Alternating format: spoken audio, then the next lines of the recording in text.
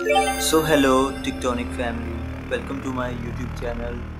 I hope you all will be fine. So let's get started. So tectonic family, जिस तरह के आपको आज की इस वीडियो का टाइटल और डिस्क्रिप्शन देख के पता लग रहा होगा कि आज हमने सीक्वल कंस्ट्रेंट्स के बारे में बात करनी है। तो सीक्वल कंस्ट्रेंट्स होते क्या है, इनको यूज़ कैसे करते हैं, इसकी टाइप्स वगैरह सारी चीज़ों के बारे में आज डिटेल में हम बात करेंगे। लेकिन आपको बेसिक सीक्वल क्या होता है, टेबल किस तरह क्रिएट करते हैं, आपको इससे पहले इस चीज़ का पता होना लाजमी है कि हम किस तरह टेबल क्रिएट करते हैं। अगर किसी ने मेरी सीक्वल ये पूरी प्लेलिस्ट नहीं देखी सीक्वल की, तो काइंडली देखें। इससे आपके बेसिक टू एडवांस जो आपके कॉन्सेप्ट्स हैं विद एग्जांपल्स, आपको मैं इसमें सारी चीज़ें कवर कर रहा हूँ स्टेप बाय स्टेप। तो ये चीज़ें आप लाजमी देखें। आप इंशाल्लाह सीक्वल में कोई भी आपको जो भी इश्यूज आ रहे होंगे तो वो चीज़ इंशाल्लाह कवर होगी। तो शुरू करते हैं आज की वीडियो का main motive, SQL constraints. So SQL constraints constraints are rules enforce on data in a database. अब कंस्ट्रेंट होते हैं क्या है, पहले तो आपको बेसिकली ये चीज़ समझनी चाहिए पड़ेगी कि कंस्ट्रेंट्स का काम क्या होता है। इनसे हमारी चीज़ों का किस लिहाज से ड्यूरेबिलिटी आती है सीक्वल साइड पे। अब देखो, आप टेबल बनाते हो तो उस टेबल में आपकी कोई भी एक आइडेंटिटी होती है उस टेबल की खास, कि मतलब फॉर एग्जांपल कोई एक इस तरह का कॉलम होगा कि जो उस चीज़ की आइडेंटिटी होगी। उस आइडेंटिटी के बिहार पे आप किसी भी रो का, किसी यूनिक रो का आप चाह रहे हो डाटा गेट करना या उसको अपडेट करना, तो वो उसकी एक आइडेंटिटी बन जाती है ना। तो हम उसको एज अ प्राइमरी की, मतलब हम उसको बाय डिफॉल्ट जब टेबल बना रहे होते तो हम उस कॉलम को कहते हैं कि हाँ भाई, ये हमारा कॉलम है, ये हमारी एज अ प्राइमरी की होगा। तो वो मतलब एक यूनिकनेस आई थी, हम उसको उस कॉलम को इन्फोर्स कर देते हैं ताकि हमारा जो डाटा है वो डेटाबेस के अंदर बिल्कुल एक नॉर्मलाइज तरीके से चले, सेव हो या कुछ भी हम उससे करवाना चाह रहे हैं। So they ensured accuracy, consistency and reliability. इसके थ्रू हम एक्यूरेसी हमारी किस तरह रहती है, डाटा की कंसिस्टेंसी किस तरह वो इंक्रीमेंटल हम अगर उसको रख रहे हैं तो वो किस लिहाज से होगा, रिलायबल कैसे होगा, ये सारी चीज़ें हमारे कंस्ट्रेंट्स कवर करते हैं। अप्लाइड एट द कॉलम और table level during table creation और मॉडिफिकेशन। ये चीज़ें हमारी टेबल क्रिएशन, जैसे मैंने भी आपको बताया कि जब हम टेबल हमने क्रिएट करना है तो उसमें हमारी चीज़ें कवर होगी। और उससे पहले आपको पता होना चाहिए सिंपल सी चीज़ कि टेबल क्रिएट कैसे होता है, तो उसमें क्या क्या चीज़ें इन्वॉल्व होती हैं। तो इस लिहाज से आप मेरी सीक्वल की प्लेलिस्ट देखें, आपकी बहुत सारी चीज़ें कवर होंगी। सो ये हमारे पास था सिंपल सा कंस्ट्रेंट होते हैं क्या। तो इसके बाद कंस्ट्रेंट इम्पोर्टेड क्यों होते हैं, हम ये चीज़ इससे भी बड़ा सवाल है। आपको बेसिक पता है कंस्ट्रेंट्स हैं क्या, प्राइमरी की होती हैं, फॉरेन की होती है, यूनिक की होती है, मतलब सारी कीज होती हैं, लेकिन उनका इस्तेमाल क्या है और वो इम्पोर्टेंट क्यों है। सो प्रिवेंट इनवैलिड डाटा एंट्री, मतलब इनवैलिड डाटा को एंटर होने से बचाता है हमारी डाटाबेस की किसी टेबल में जो भी हम जिस पे काम कर रहे हैं। मेंटेन रिलेशनशिप बिटवीन टेबल्स, आप रिलेशनशिप बना रहे हैं वन टू मैनी या वन टू वन, तो उन रिलेशन को अच्छे से मेंटेन करके रखता है। Support business logic and rules, आपने कोई बिजनेस लॉजिक अगर उसमें कुछ रखना है, आप इन कंस्ट्रेंट्स को यूज करते भी उसको कवर कर सकते हो। फिर उसके बाद reduce the name for manual validation in application, ये आपकी मैनुअल वैलिडेशन जो होती है आप उस चीज़ से भी बच सकते हैं, बहुत सारी चीज़ें कवर कर सकते हैं। तो ये चीज़ें होती हैं। अब इन चीज़ों का इस्तेमाल करते कैसे हैं हम आज वो देखेंगे। तो इसके लिए हमें इसकी टाइप्स को देखना पड़ेगा स्टेप बाय स्टेप। तो सीक्वल में कंस्ट्रेंट्स की टाइप्स क्या होती हैं, आज अब हम इसके बारे में ब्रीफ देखेंगे। सो हमारे पास इसकी टाइप्स में आती है नोट, नल है, यूनिक, प्राइमरी की, फॉरेन की, चेक, डिफॉल्ट, ये चीज़ें आती हैं। तो अब आज हम इसकी के बारे में देखते हैं। सो सबसे पहली है नोट नल। नोट नल क्या करती है, prevent null value in a column. अब देखिए आपने कोई चीज़ें कुछ आप जब टेबल बना रहे होते हो ना, तो कॉलम के साथ वो आपसे, अगर आप स्कीमा खुद लिख रहे हो तो, या फिर आप उसका एक स्ट्रक्चर बना रहे हो तो उसके अंदर आपसे जो सीक्वल है वो खुद पूछती है कि आपने इस चीज़ को नलेबल रखना है या नोट नल होनी चाहिए। जब आप किसी भी मतलब कोई कॉलम है तो उसको आप बता देते हो कि किस तरह वो नलेबल है, मतलब अगर कोई ऐसी वैल्यू है जिसमें जो हमारे सर्वर साइड से पास नहीं हुई, और वो जब डेटाबेस में सेव से मतलब इंसर्शन हो रही है या अपडेशन हो रही है, तो वो चीज़ कुछ हो सकता है ऐसी चीज़ जो हम कह दें कि हाँ यार ये ज़रूरी नहीं है, मैंडेटरी नहीं है। तो उसके लिए हम नोट नल या नलेबल का वो कंस्ट्रेंट यूज़ करते हैं उसकी डाटा टाइप के लिहाज से, डाटा टाइप के आगे। तो used for field like IDs, names and mandatory attributes। अब उसी हम यूज करते हैं। अब जैसे देखिए यहाँ पे टेबल क्रिएशन है, क्रिएट टेबल एम्प्लॉयज टेबल आप बना रहे हैं। इसमें आईडी है जो कि डाटा टाइप इसकी इंटीजर है, और आगे उसमें मेंशन है नोट नल। ये नल लेबल नहीं है, ये अगर तो नल होगी तो हमारा डाटा इंसर्ट ही नहीं होगा कभी भी। अगर इसमें कोई आईडी होगी, मतलब कोई आईडी आ रही होगी 1 2 0 कुछ भी, तो तब ये चीज इसको वो पास कर देगा, मानेगा। इसी तरह नेम है वो आर्चर 50 है, इसकी डाटा टाइप, और नोड नल है। सही है। तो नोड नल से मुराद है कि आपका डाटा जो भी सर्वर साइड से आ रहा है, या भी जैसे यहाँ पे एग्जांपल है आईडी और नेम की, अगर ये आईडी और नेम दोनों चीजें नलेबल नहीं है, नोट नल है, नोट नल एक्सेप्ट कर रहा है, आगे से डाटा आ रहा है आईडी के बिहाफ पे फॉर एग्जांपल 1, नेम के बिहाफ पे XYZ, दोनों चीजें आ रही हैं, तो आपका टेबल वो करेगा ही करेगा। और आपका ये आपकी जब क्रिएट हो रहा है ना टेबल, तो उसमें आपकी विदाउट आईडी या नेम की इंसर्शन कभी भी नहीं होगी, वो आपको एरर थ्रो कर देगा जो जिस लिहाज से भी एक्सेप्शन आ जाएगी। सही है। फिर क्या आ जाता है यूनिक कंस्ट्रेंट्स। यूनिक कंस्ट्रेंट्स क्या होते हैं? Ensure all values in a column are distinct. अब ये क्या होती है कि आपकी कोई चीज है उसमें यूनिकनेस है, मल्टीपल कॉलम्स वो अप्लाइड नहीं हो रहे, लेकिन आप यूनिक कंस्ट्रेंट को यूज करते मल्टीपल कॉलम्स भी बना सकते हैं, can be apply to multiple columns.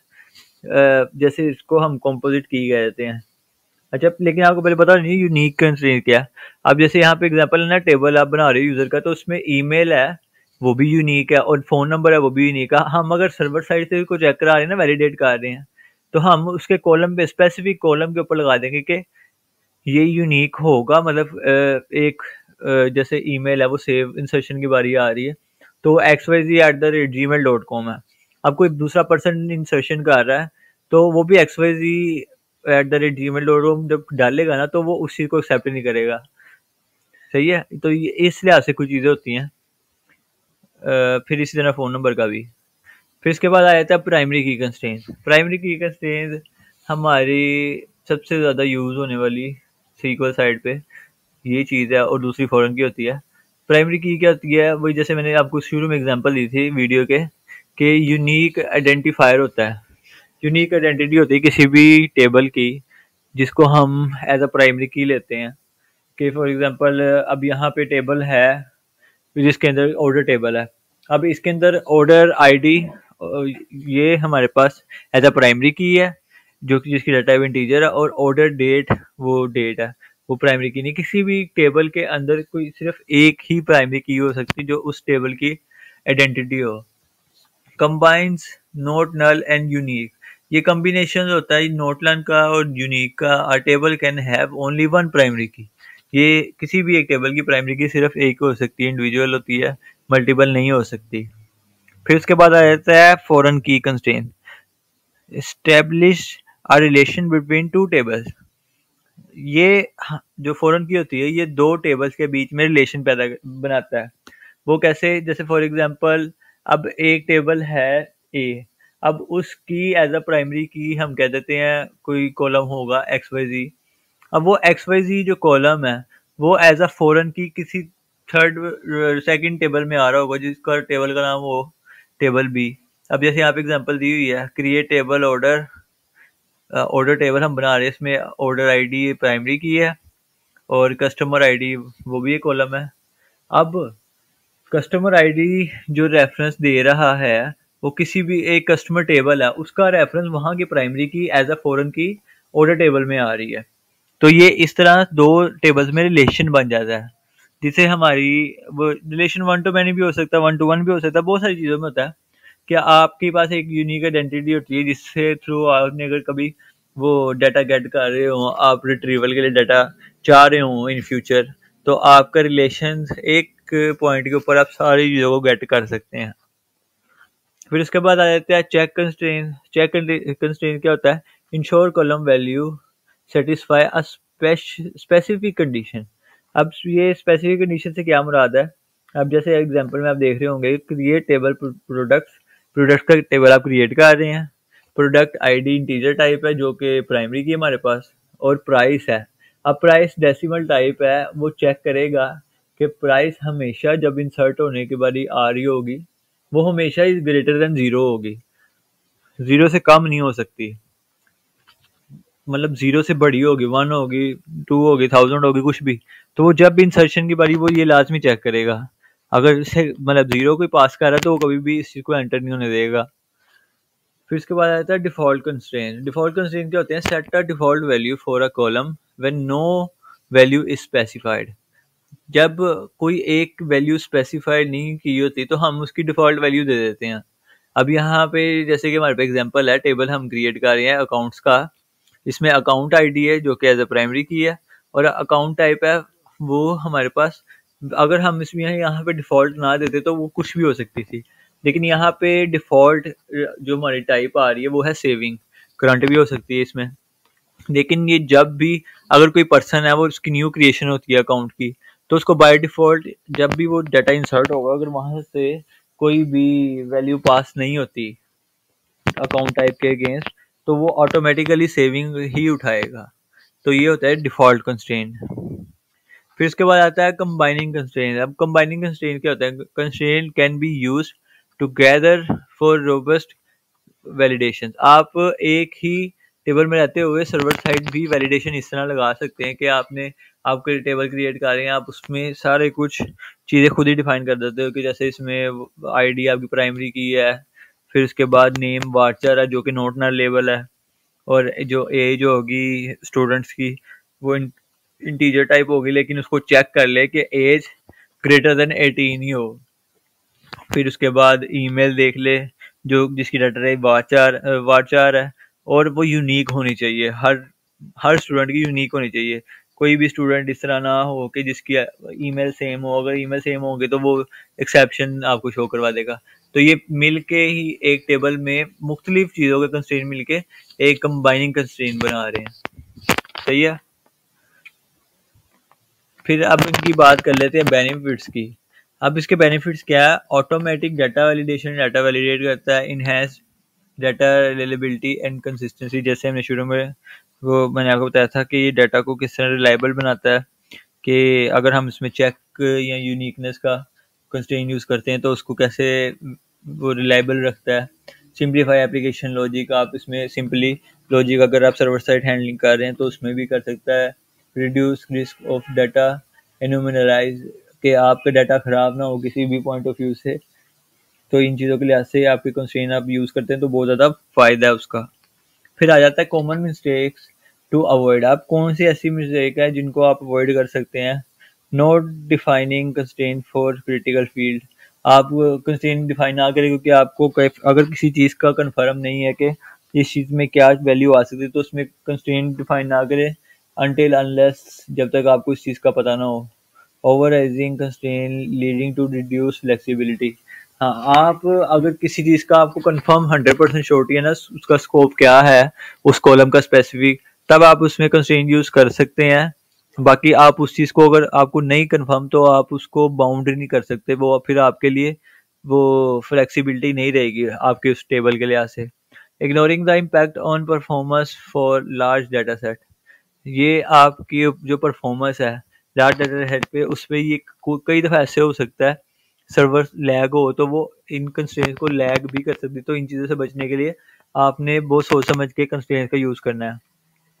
तो ये थे हमारे आज के कंस्ट्रेंट्स के कंस्ट्रेंट्स होते हैं क्या, अब हम इनको यूज़ कैसे करते हैं ये डिटेल में मैंने आपके साथ डिस्कस किया है। इसके रिलेटेड अगर आपको कोई भी किसी भी किस्म का कोई क्वेश्चन हो तो आप लाजमी पूछिएगा।